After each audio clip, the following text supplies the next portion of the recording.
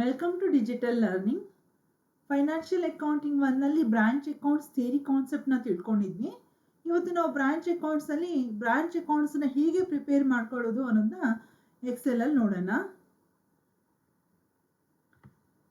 ಇಲ್ಲಿ ಆಲ್ರೆಡಿ ಒಂದು ಪ್ರಾಬ್ಲಮ್ನ ಬರೆದಿದ್ದೀನಿ. ಫಸ್ಟ್ ಪ್ರಾಬ್ಲಮ್ ಓದ್ತೀನಿ. ರತ್ನ ಲಿಮಿಟೆಡ್ ತುಮಕೂರು, ಇದು Tumakuru, Ratna limited Tumakuru open a branch at Mysuru on 1/1/2020 ಅದು 1/1/2022 ಇಲ್ಲಿ branch is instructed to sell the goods both for cash and a credit. So 1/1/2020 start ಆಗ್ತಾ ಇದೆ. Ratna limited Tumakuru open a branch at Mysuru ಅಂದ್ರೆ ನಾವು ಯಾರ ಬುಕ್ಕಲ್ಲಿ ಮಾಡಬೇಕು? In the books of Ratna limited. ಯಾವುದು branch account? Branch Mysuru branch account. ಇಲ್ಲಿ ಡೇಟ್ ಬರ್ದ್ಬಿಟ್ಟಿದ್ದೀನಿ ನಾನು, ಆದರೆ ಹೇಗೆ ಬಂತು ಡೇಟು ಆಮೇಲೆ ಗೊತ್ತಾಗುತ್ತೆ ನಮಗೆ. All cash transactions are to be remitted to head office. Head office is to meet the expenses at a branch. ಇವರು ಇದನ್ನ ಹೇಳದೇ ಇರಲಿ, ಯಾವಾಗಲೂ ಬ್ರಾಂಚ್ ಅಕೌಂಟ್ ಮಾಡಬೇಕಂದ್ರೆ ಡೇಟಾ ಸಿಸ್ಟಮಲ್ಲಿ ಯಾವುದು ಅಂತ ಹೇಳಿಲ್ಲ ನಮಗೆ ಯಾವ ಸಿಸ್ಟಮ್ ಅಂತ, ಆದರೆ ಇದು ಡೇಟಾ ಸಿಸ್ಟಮೇ ಆಗಿರುತ್ತೆ. ಯಾಕಂದರೆ ಇಲ್ಲಿ ಏನಾಗಿದೆ, ನಮ್ಮ ಸಿಲೆಬಸ್ಸಲ್ಲಿ ಇರೋದೇ ಒಂದು system, data system. Prepare Bangalore branch account in the head office books from the following details. Prepare Mysuru branch account. Mysuru branch ಅಕೌಂಟ್ನ ಇನ್ ದ ಹೆಡ್ ಆಫೀಸ್ ಬುಕ್ಸಲ್ಲಿ ಬರೀಬೇಕು ಅಂತ ಕೇಳ್ಕೊಳ್ತಾ ಇದ್ದಾರೆ. ಸೊ ಇವಾಗ ಇದನ್ನ ಪ್ರಿಪೇರ್ ಮಾಡೋಣ. ನಾವು ಹೇಗೆ ಪ್ರಿಪೇರ್ ಮಾಡೋಣ? ಕೊಟ್ಟಿರೋ ಡೀಟೇಲ್ಸ್ ನೋಡೋಣ. Particulars, amount, stock at branch on 1/1/2020 ಇಲ್ಲಿರೋದನ್ನ ಎಂಟ್ರಿ ಮಾಡೋಣ. ಓಪನಿಂಗ್ ಸ್ಟಾಕ್ ಬಂದಾಗ ಜರ್ನಲ್ ಎಂಟ್ರಿ ಏನಾಗುತ್ತೆ? Branch account debtor to branch stock account. Branch account debtor to branch stock account. Branch stock account. Branch stock account ಎಷ್ಟು information ಹೇಳಿದ್ದಾರೆ ನಮಗೆ? 5,000 entry ಮಾಡಿದ್ವಿ. Petty cash ಇದು ಸಹ ಅಷ್ಟೇ. ಓಪನಿಂಗ್ ಬ್ಯಾಲೆನ್ಸ್ ಇದಕ್ಕೂ ಎಂಟ್ರಿ ಅಷ್ಟೇ. ಏನು entry? Branch account debtor to branch petty cash account.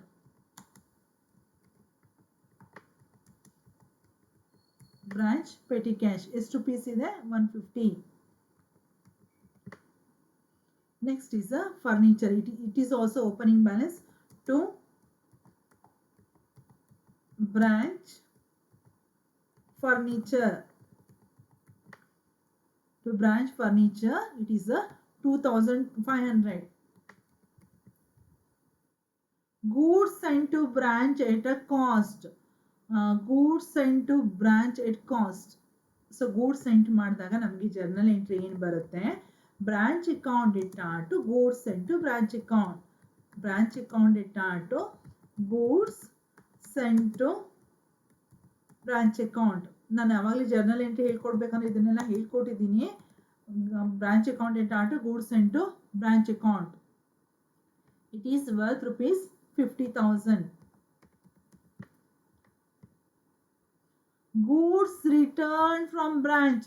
ನೋಡಿ, ಗೂಡ್ಸ್ ಸೆಂಟ್ ಮಾಡಿದಾಗ ಡೆಬಿಟ್ ಅಲ್ಲಿ ಬರೆದ್ವಿ, ರಿಟರ್ನ್ ಮಾಡಿದಾಗ ಕ್ರೆಡಿಟ್ ಸೈಡ್ ಅಲ್ಲಿ ಆಗುತ್ತೆ. ಕ್ರೆಡಿಟ್ ಅಲ್ಲಿ ಎಂಟ್ರಿ ಏನು ಇದು? ಜರ್ನಲ್ ಎಂಟ್ರಿ ಏನು ಬರುತ್ತೆ? Goods sent to branch account debtor to branch account. ಅದನ್ನೇ ನೇಮ್ ಬರಿತೀವಿ ನಾವು, ನೇಮ್ ಅಲ್ಲಿ ಚೇಂಜ್ ಆಗಲ್ಲ. ಗೂಡ್ಸ್ ಸೆಂಟ್ ಮಾಡಿರೋದನ್ನೇ ರಿಟರ್ನ್ ಮಾಡೋದ್ರಿಂದ goods sent to branch account ಅಂತ ಬರಿತೀವಿ. ಬ್ರಾಕೆಟ್ ಅಲ್ಲಿ ಬೇಕಾದ್ರೆ ನಾವು ರಿಟರ್ನ್ ಅಂತ ಬರ್ಕೋಬಹುದು.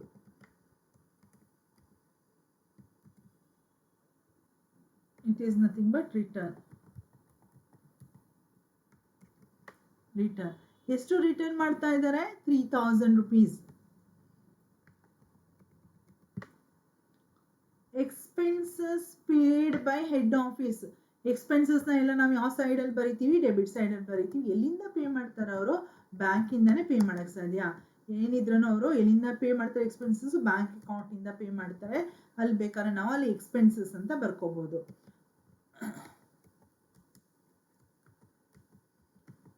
Expenses paid. ಎಕ್ಸ್ಪೆನ್ಸಸ್ ಪೇ ಮಾಡಿದಾಗ ಬ್ಯಾಂಕಿಂದ ಕ್ಯಾಶ್ನ ಪೇ ಮಾಡಿದ್ದಾರೆ. Expenses paid that is 10,000 rupees. Cash sent by head office for petty cash. ಮತ್ತೆ ಕ್ಯಾಶ್ನ ಸೆಂಟ್ ಮಾಡ್ತಾ ಇದ್ದಾರಂತೆ. ಹೇಗೆ? ಬ್ಯಾಂಕ್ಗೆ ಸೆಂಟ್ ಮಾಡ್ತಿದ್ದಾರೆ, ಬ್ಯಾಂಕ್ ಅಕೌಂಟಿಂದ ಸೆಂಟ್ ಮಾಡ್ತಾ ಇದ್ದಾರೆ. For what purpose they are sending? For the petty cash. ಚಿಕ್ಕ ಪುಟ್ಟ ಖರ್ಚುಗಳಿಗೆ ಇರಲಿ ಅಂತ ಹೇಳ್ಕೊಂಡು ಹೆಡ್ ಆಫೀಸ್ ಅವರು ಅವರಿಗೆ ಕೊಡ್ತಾರೆ. 10,000 ಎಕ್ಸ್ಪೆನ್ಸಸ್ ಪೇ ಮಾಡಿದ್ದಾರೆ, ಹಾಗೆ ಏನಾದ್ರು ಇತರೆ ಖರ್ಚುಗಳಿದ್ರೆ ಇರಲಿ ದುಡ್ಡು ಅಂತ ಹೇಳ್ಕೊಂಡು ಅವರಿಗೆ ಪೆಟಿ ಕ್ಯಾಶ್ಗೆ ಬ್ಯಾಂಕಿಂದ ಪೇ ಮಾಡ್ತಾರೆ. Cash send by head office for petty cash. Remittance from a branch, ಇದು ಇಂಪಾರ್ಟೆಂಟ್. ತುಂಬ ಸಿಂಪಲ್ ಪ್ರಾಬ್ಲಮ್ನ ಸೆಲೆಕ್ಟ್ ಮಾಡಿಕೊಂಡು ನಾನು ನಿಮಗೆ ಮಾಡಿಸ್ತಾ ಇದ್ದೀನಿ. Remittance from a branch, cash sales ಎಷ್ಟಿದೆ 2,500. ರೆಮಿಟೆನ್ಸ್ ಅಂತಂದಾಗ ಏನು ಎಂಟ್ರಿ ಬರುತ್ತೆ? ರೆಮಿಟೆನ್ಸ್ ಬಂದಾಗ bank account debtor to branch account. Bank account entry ಗೊತ್ತಾಗಲಿಲ್ಲ ಅಂದರೆ ಈಗ ಪ್ರಾಬ್ಲಮ್ನ ವರ್ಕೌಟ್ ಮಾಡೋಕ್ಕಾಗಲ್ಲ, ಕಲೀಲಿಲ್ಲ ಅಂತಂದರೆ ಏನು ಬರಬೇಕು? ರೆಮಿಟೆನ್ಸ್ ಬಂದಾಗ bank account debtor to branch account. ಈ ಬ್ಯಾಂಕ್ ಅನ್ನೋದನ್ನು ಅಂಡರ್ಲೈನ್ ಮಾಡ್ತೀನಿ ನಾನು, ಇದನ್ನ ಬೋಲ್ಡ್ ಮಾಡ್ತೀನಿ. ಬ್ಯಾಂಕ್ ಅನ್ನೋದು ಇಲ್ಲಿ ನೆಕ್ಸ್ಟ್ ಲೈನಲ್ಲಿ ಬರೀತೀನಿ. ಇಲ್ಲಿ ಬರೆಯೋದಿಲ್ಲ, ಯಾಕಂದರೆ ಬ್ಯಾಂಕ್ ಅಕೌಂಟ್ ಅಂಡರಲ್ಲಿ ಬರ್ತಾ ಇದೆ. ಏನಿದು ಬ್ಯಾಂಕ್ ಅಕೌಂಟ್ ಅಂಡರ್ ಬರ್ತಾ ಇರೋದು? Cash sales. ಬ್ಯಾಂಕ್ ಅಕೌಂಟ್ ಅಂಡರಲ್ಲಿ ಕ್ಯಾಶ್ ಸೇಲ್ಸ್ ಬರ್ತಾ ಇದೆ. ಎಷ್ಟಿದೆ cash sales? That is cash sales is 2,500. Inner ಕಾಲಮಲ್ಲಿ ಬರಿತಾ ಇದ್ದೀನಿ ನಾನು, ಔಟರ್ ಕಾಲಮ್ ಹಾಕಿಲ್ಲ, ಯಾಕಂದರೆ ಅದು ಮೇನ್ ಹೆಡ್ಡಿಂಗ್ ಅಂಡರ್ ಬರ್ತಾ ಇದೆ. ಕ್ಯಾಶ್ ಕಲೆಕ್ಷನ್ ಫ್ರಮ್ ಡೆಟಾರ್ ಹಾಗೆ ಬರ್ಕೊಳ್ಳೋಣ ನಾವು, ಅಥವಾ ಕ್ಯಾಶ್ ರಿಸೀವ್ಡ್ ಫ್ರಮ್ ಡೆಟಾರ್ಸ್ ಹೀಗೆ ಬರೆದ್ರೂ ಒಂದೇ. Cash received from debtor, cash received from debtor 42,500. 42,500 ಎರಡನ್ನೂ ಟೋಟಲ್ನ ಔಟರ್ ಕಾಲಮ್ ಹಾಕೊಳ್ಳೋಣ. That is 45,000. ನೋಡಿ, ಇವಾಗ ಇಲ್ಲಿ ಎಂಟ್ರಿ ಕೊಡ್ತಿರ್ಬೇಕಾದ್ರೆ ಕ್ರೆಡಿಟ್ ಸೇಲ್ಸ್ ಕೊಟ್ಟಿದ್ದಾರೆ. ಈ ಕ್ಯಾಶ್ ರಿಸೀವ್ಡ್ ಫ್ರಮ್ ಡೆಟಾರ್ ಅನ್ನೋದು ಇನ್ನೊಂದು ಅಕೌಂಟಲ್ಲಿ ಬರಬೇಕು. ಇದು ಇನ್ನೊಂದು ಅಕೌಂಟಲ್ಲಿ ಯಾಕೆ ಬರಬೇಕು ಅಂತಂದರೆ, ಈ ಪ್ರಾಬ್ಲಮ್ನ ಅಬ್ಸರ್ವ್ ಮಾಡಿದಾಗ ಇಲ್ಲಿ ಎಲ್ಲೂ ಕ್ಲೋಸಿಂಗ್ ಡೇಟಾಸ್ ಕೊಟ್ಟಿಲ್ಲ, ಓಪನಿಂಗ್ ಡೇಟಾಸು ಕೊಟ್ಟಿಲ್ಲ, ಕ್ಲೋಸಿಂಗ್ ಡೇಟಾಸು ಕೊಟ್ಟಿಲ್ಲ. ಆದರೆ ಕ್ಲೋಸಿಂಗ್ ಡೇಟಾಸ್ ಇರಲೇಬೇಕು, ಯಾಕಂದರೆ ನೀವು ಡೇಟಾಸಿಂದ ದುಡ್ಡನ್ನ ಕಲೆಕ್ಟ್ ಮಾಡ್ಕೋತಾ ಇದ್ದೀರಾ ಅಂತಂದಮೇಲೆ ಅಲ್ಲಿ ಡೇಟಾಸ್ ಇರಲೇಬೇಕು. ಕ್ಯಾಶ್ ರಿಸೀವ್ ಫ್ರಮ್ ಡೇಟಾ ಅಂದಾಗ ಡೇಟಾಸ್ ಇದ್ದಾಗ ತಾನೇ ನೀವು ಅವರಿಂದ ಕ್ಯಾಶ್ ರಿಸೀವ್ ಮಾಡೋಕ್ಕೆ ಸಾಧ್ಯ. ಹಾಗಾಗಿ ಡೇಟಾಸ್ ಅಕೌಂಟ್ ಹಾಕ್ತೀನಿ. ನಾನು ಆಲ್ರೆಡಿ ಹೇಳಿದ್ದೆ, ಇದು ಡೇಟಾಸ್ ಅಕೌಂಟ್ ಅಲ್ಲ, memorandum branch total debtors account. ಹಾಗಾಗಿ ಇಲ್ಲಿ ಡಬಲ್ ಎಂಟ್ರಿ ಸಿಸ್ಟಮ್ದು ರೂಲ್ಸ್ ಅಪ್ಲೈ ಆಗಲ್ಲ. ಮೆಮೊರಾಂಡಮ್ ಅಂತಿದೆ, ಇಲ್ಲಿದ್ರೆ ಅಪೋಸಿಟ್ ಸೈಡಲ್ಲಿ ಒಂದು ಡೆಬಿಟ್ ಒಂದು ಕ್ರೆಡಿಟ್ ಆಗಬೇಕು ಅಂತ ಕೇಳೋ ಹಾಗಿಲ್ಲ. ನಾವು ಇಲ್ಲಿ ಡಬಲ್ ಎಂಟ್ರಿ ರೂಲ್ಸ್ನ ಅಪ್ಲೈ ಮಾಡ್ತಾ ಇಲ್ಲ. Memorandum branch datas account just information, ನನಗೆ ಎಷ್ಟು ಅವರಿಂದ ದುಡ್ಡು ಕಲೆಕ್ಟ್ ಮಾಡಿದ್ವಿ, ಎಷ್ಟು ಸೇಲ್ ಮಾಡಿದ್ವಿ ಅಂತ ಇನ್ಫಾರ್ಮೇಷನ್ಗೋಸ್ಕರ, ಅಥವಾ ಕ್ಲೋಸಿಂಗ್ ಡೇಟಾಸ್ನ ಕ್ಯಾಲ್ಕುಲೇಟ್ ಮಾಡೋಕ್ಕೋಸ್ಕರ ಮಾಡ್ತಾ ಇದ್ವಿ. Cash collected from debtors. So ಅದೇ ಥರ ಬರ್ಕೋತಾ ಇದ್ದೀನಿ, cash collected from debtors 42,500. Credit sales ಇದೆ. ಕ್ರೆಡಿಟ್ ಸೇಲ್ಸು ಯಾವುದೇ ಕಾರಣದಿಂದನೂ ನಮ್ಮ ಬ್ರಾಂಚ್ ಅಕೌಂಟಲ್ಲಿ ಕ್ರೆಡಿಟ್ ಸೇಲ್ಸ್ ಬರೋದಿಲ್ಲ. ಕ್ರೆಡಿಟ್ ಸೇಲ್ಸ್ ಯಾರಿಗೆ ಕ್ರೆಡಿಟ್ ಸೇಲ್ಸ್ ಮಾಡ್ತೀವಿ? ನಾವು ಡೇಟಾಸ್ಗೆ ಮಾಡ್ತೀವಿ. Debtors account debtor to credit sales account. ನಿಮಗೆ ಲಾಸ್ಟ್ ಚಾಪ್ಟರಲ್ಲಿ ಈ ಲೆಕ್ಕಗಳನ್ನು ಮಾಡಿರೋದು ನೆನಪಿರ್ಬೋದು, ಎಲ್ಲಿ ಕ್ರೆಡಿಟ್ ಸೇಲ್ಸ್ ಎಂಟ್ರ್ ಮಾಡ್ತೀವಿ ಅನ್ನೋದು ಗೊತ್ತಿರ್ಬೋದು. ಸೊ ಸೇಮ್ ವೇ ಅದನ್ನೇ ಮೆಥಡ್ ಫಾಲೋ ಮಾಡ್ತಾ ಇರೋದು. ಕ್ರೆಡಿಟ್ ಸೇಲ್ಸ್ನ ಎಂಟ್ರ್ ಮಾಡ್ತೀವಿ 51,000. ಬ್ರಾಂಚ್ ಅಕೌಂಟಲ್ಲಿ ಕ್ರೆಡಿಟ್ ಸೇಲ್ಸ್ ಬರೋದಿಲ್ಲ ಮಕ್ಕಳೇ. Closing stock 17,000. ಕ್ಲೋಸಿಂಗ್ ಸ್ಟಾಕ್ ಒಂದು ಲೈನ್ ಬಿಟ್ಬಿಟ್ಟು ಇಲ್ಲಿ ಎಂಟ್ರ್ ಮಾಡ್ತಿದ್ದೀನಿ.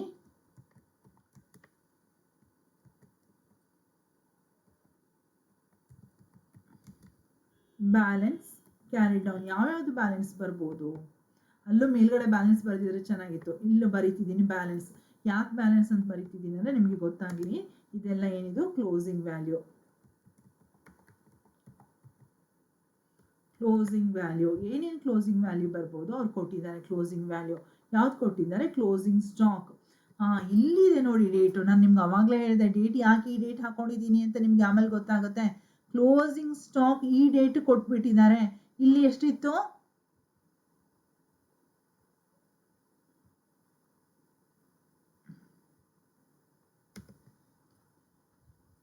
1/1/2020 ಇಂದ 30/6/2020 ತನಕ ಬರಬೇಕು. 30/6/2020. ಹಾಗಾಗಿ ನಾನಿಲ್ಲಿ ಫಾರ್ 6 ಮಂತ್ಸ್ ಎಂಡಿಂಗ್ 30/6/2020 ಅಂತ ಹಾಕೊಂಡಿದ್ದೀನಿ. ಕ್ಲೋಸಿಂಗ್ ಸ್ಟಾಕ್ಗೆ ಯಾವಾಗಲೂ ಅವ್ರದ್ದು ಪೀರಿಯಡ್ ಎಂಡಿಂಗ್ ಡೇಟನ್ನು ಕೊಟ್ಟಿರ್ತಾರೆ. ಸೊ ಹಾಗಾಗಿ ಆ ಡೇಟನ್ನು ಹಾಕೊಂಡಿದ್ದೀನಿ. ಕ್ಲೋಸಿಂಗ್ ಎಷ್ಟು ಕೊಟ್ಟಿದ್ದಾರೆ? ಕ್ಲೋಸಿಂಗ್ 17,000. ಕ್ಲೋಸಿಂಗ್ ಪೆಟಿ ಕ್ಯಾಶ್ ಏನೋ ತಪ್ಪಾಯ್ತು, ಒಂದು ನಿಮಿಷ. ಕ್ಲೋಸಿಂಗು ಎಂಟ್ರಿ ಮಾಡಿಲ್ಲ, ಸ್ಟಾಕ್ ಅಂತ ಎಂಟ್ರಿ ಮಾಡಿಲ್ಲ, ಅದನ್ನ ಎಂಟ್ರಿ ಮಾಡೋಣ ಇವಾಗ. Closing stock 17,000. Closing stock 17,000. Closing petty cash ಅಲ್ಲಿ ಮೇಲೆ ಕ್ಲೋಸಿಂಗ್ ಅಂತ ಬರೆದಿರೋದ್ರಿಂದ ಮತ್ತೆ ಬರೆಯೋ ಅವಶ್ಯಕತೆ ಇಲ್ಲ. Petty cash is 50 rupees. ಅವರೇ ಕ್ಯಾಲ್ಕುಲೇಷನ್ ಮಾಡಿ ಕೊಟ್ಬಿಟ್ಟಿದ್ದಾರೆ. ಕ್ಲೋಸಿಂಗ್ ಪೆಟಿ ಕ್ಯಾಶ್ ಆದಮೇಲೆ discount allow to debtors. Discount allow ಮಾಡಿದಾಗ ನಮ್ಮ ಡೆಟಾಸ್ ಅಕೌಂಟಲ್ಲಿ ಕ್ರೆಡಿಟ್ ಸೈಡ್ ಬರುತ್ತೆ. ಬೈ ಡಿಸ್ಕೌಂಟ್ ನಾವು ಅಲೋ ಮಾಡೋದು ನಮ್ಮ ಡೆಟಾಸ್ ಮಾತ್ರ. ಹಾಗಾಗಿ ನಮ್ಮ ಕಸ್ಟಮರ್ಗೆ ಡಿಸ್ಕೌಂಟ್ ಅಲೋಡ್ ನನ್ನ ಬ್ರಾಂಚ್ ಅಕೌಂಟದಲ್ಲಿ ಬರೋದಿಲ್ಲ. Discount allowed 1,800. ಯಾವುದೇ ಕಾರಣಕ್ಕೂ ನಾನು ಬ್ರಾಂಚ್ ಅಕೌಂಟಲ್ಲಿ ಅದನ್ನು ಬರೆಯೋ ಹಾಗಿಲ್ಲ. 1,800. ನೆಕ್ಸ್ಟ್ ಡಿಪ್ರಿಷಿಯೇಟ್ ಫರ್ನಿಚರ್ ಕೊಟ್ಟಿದ್ದಾರೆ. ಫರ್ನಿಚರ್ ಡಿಪ್ರಿಷಿಯೇಟ್ ಮಾಡಿದಾಗ ಡೈರೆಕ್ಟ್ ಆಗಿ ತಗೊಳ್ಳೋ ಹಾಗಿಲ್ಲ. ಫರ್ನಿಚರ್ ವ್ಯಾಲ್ಯೂ ಏನಿದೆ ಅಲ್ಲ, ಫರ್ನಿಚರ್ ಇಲ್ಲೇ ವರ್ಕಿಂಗ್ ಮಾಡಿಬಿಡ್ತೀನಿ.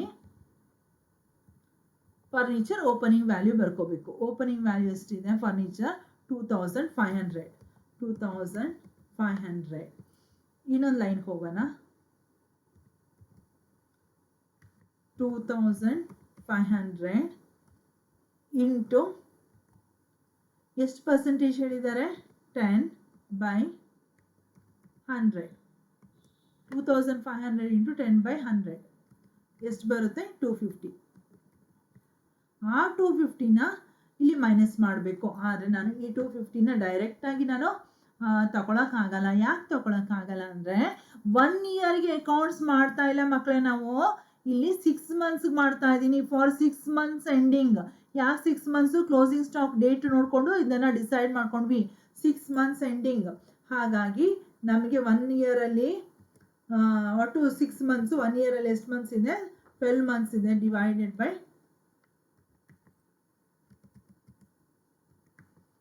12. So 250 divided by 6/12. ಆವಾಗ ನಮ್ಗೆ ಬರೋದು ಆನ್ಸರು 125. ಬೇಕಾದ್ರೆ ಇಲ್ಲಿ ಬರ್ಕೊಳ್ಳೋಣ ಅದನ್ನು. 125. ಆ 125ನ ಡಿಪ್ರಿಸಿಯೇಷನ್ ಮೈನಸ್ ಮಾಡಿಕೊಂಡು ವ್ಯಾಲ್ಯೂ ಕ್ಯಾಲ್ಕುಲೇಟ್ ಮಾಡಬೇಕು. ಇನ್ನೊಂದ್ಸರ್ತಿ ಹೇಳ್ತೀನಿ. ಓಪನಿಂಗ್ ವ್ಯಾಲ್ಯೂ ತಗೋಬೇಕು 2,500. 10% ಕ್ಯಾಲ್ಕುಲೇಟ್ ಮಾಡ್ಕೊಳ್ಳೋಣ 250. 6 ಮಂತ್ಸ್ಗೆ ಮಾಡ್ತಾ ಇರೋದ್ರಿಂದ 6/12. So it is 125. ಡಿಡಕ್ಟ್ ಮಾಡಿದಾಗ ನಮಗೆ 2,375. 2,375 rupeesನ ನಾವು ಫರ್ನಿಚರ್ದು ಕ್ಲೋಸಿಂಗ್ ವ್ಯಾಲ್ಯೂ ಆಗಿರುತ್ತೆ.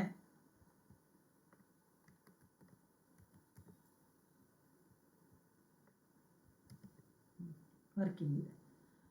ನೆಕ್ಸ್ಟ್ ಇನ್ನೇನಿದೆ? ನೆಕ್ಸ್ಟ್ ಇನ್ನೇನು ಇನ್ಫಾರ್ಮೇಷನ್ನು ಕೊಟ್ಟಿಲ್ಲ. ನಮ್ಗೆ ಅಷ್ಟೇ ಇರೋದು ಇನ್ಫಾರ್ಮೇಷನು. ಆದರೆ ಈ ಅಕೌಂಟನ್ನ ಕ್ಲೋಸ್ ಮಾಡೋಕ್ಕಿಂತ ಮುಂಚೆ ಡೆಟಾಸ್ ಅಕೌಂಟನ್ನು ಕ್ಲೋಸ್ ಮಾಡಿ ಬ್ರಾಂಚ್ ಅಕೌಂಟ್ಗೆ ಹೋಗಬೇಕು. ಡೆಟಾಸ್ ಅಕೌಂಟನ್ನ ಕನ್ಸಿಡರ್ ಮಾಡಿದಾಗ ಯಾವ ಸೈಡ್ ಜಾಸ್ತಿ ಇದೆ? ಟೋಟಲ್ ನನಗೆ ಡೆಬಿಟ್ ಸೈಡಲ್ಲಿ ಜಾಸ್ತಿ ಇದೆ. 51,000. ಸೇಮ್ ಟೋಟಲ್ನ ಇಲ್ಲೂ ಸಹ ಎಂಟರ್ ಮಾಡ್ಕೋತೀನಿ. 51,000. I will get the difference. Credit ಸೈಡಲ್ಲಿ ನಮಗೆ ಡಿಫ್ರೆನ್ಸ್ ಬರುತ್ತೆ 6,700. 6,700. ಸೊ ಇಲ್ಲಿ ನಮಗೆ ಯಾವ ಸೈಡಲ್ಲಿ ಬಂದಿದೆ? ನಮ್ಮ ಕ್ರೆಡಿಟ್ ಸೈಡಲ್ಲಿ ಬಂದಿದೆ. ಕ್ರೆಡಿಟ್ ಸೈಡಲ್ಲಿ ಬಂದರೆ ಅದು ಕ್ಯಾಶ್ ಕಲೆಕ್ಟೆಡ್ ಫ್ರಮ್ ಡೆಟಾಸ್ ಆಗಿರಬೇಕು. ಇಲ್ದಿದ್ರೆ ಅದು closing balance. Already cash collected from debtors ಆಗಿರೋದ್ರಿಂದ ಅದು ನನಗೆ balancing figure. Balance carried down. ಯಾವುದು ಬ್ಯಾಲೆನ್ಸ್ ಕ್ಯಾರಿಡ್ ಡೌನ್? ಏನಿದು?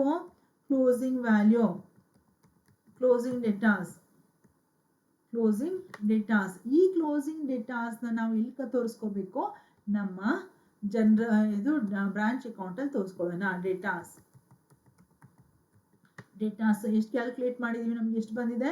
6,700. ಇಲ್ಲಿರೋ ಇನ್ಫಾರ್ಮೇಷನ್ ಎಲ್ಲಾನು ಎಂಟರ್ ಮಾಡಿದೀವಿ. ಕ್ವಶನ್ ಮಾಡಿದ ತಕ್ಷಣ ಯಾವಾಗ್ಲೂ ಒಂದ್ಸತಿ ಇನ್ಫಾರ್ಮೇಷನ್ ಎಂಟರ್ ಆಗಿದೆ ಇಲ್ವೋ ಅಂತ ಚೆಕ್ ಮಾಡ್ಕೋಬೇಕು. Stock, opening stock 5,000, petty cash 150, furniture 2,500, goods and 50,000, goods return 3,000, expenses 10,000, cash sent 250 enter ಮಾಡಿದ್ವಿ. Cash sales collection from datas ಆಗಿದೆ 45,000 ಎಂಟರ್ ಮಾಡಿದ್ದೀವಿ. Credit sales 51,000, closing stock 17,000, petty cash 50 rupees enter ಆಗಿದೆ. Discount allowed 1,800 entry ಆಗಿದೆ. Depreciation furniture calculation ಮಾಡಿದ್ವಿ. ಎಲ್ಲ calculation ಅಥವಾ ಎಲ್ಲ transaction entry ಮಾಡಿದ್ದೀವಿ ಅನ್ನೋದಾದಮೇಲೆ ಟೋಟಲ್ ಮಾಡಬೇಕು. That is 74,125. 74,125. We will get the difference ಬರುತ್ತೆ ನಮಗೆ 6,225. 6,225. That should be transferred to general profit and loss account. General profit and loss account. General profit and loss account ಅದನ್ನ transfer ಮಾಡೋಣ. ಇದು ಏನಿದು ನಮಗೆ ಬಂದಿರೋದು ನೆಟ್ ಪ್ರಾಫಿಟ್. ನೆಟ್ ಪ್ರಾಫಿಟ್ ಏನು ಮಾಡೋಣ ನಾವು ಅದನ್ನ transfer. Net profit transfer. So generally branch account prepare ಮಾಡಬೇಕಂದ್ರೆ memorandum branch total debtors account prepare ಮಾಡಿದ್ರೆ ಮಾತ್ರ ನಮಗೆ ಆನ್ಸರ್ ಸಿಗುವಂಥದ್ದು. ಇಲ್ಲಾಂದರೆ ನಮಗೆ ಮಿಸ್ಸಿಂಗ್ ಐಟಮ್ಸ್ ಗೊತ್ತಾಗೋದಿಲ್ಲ.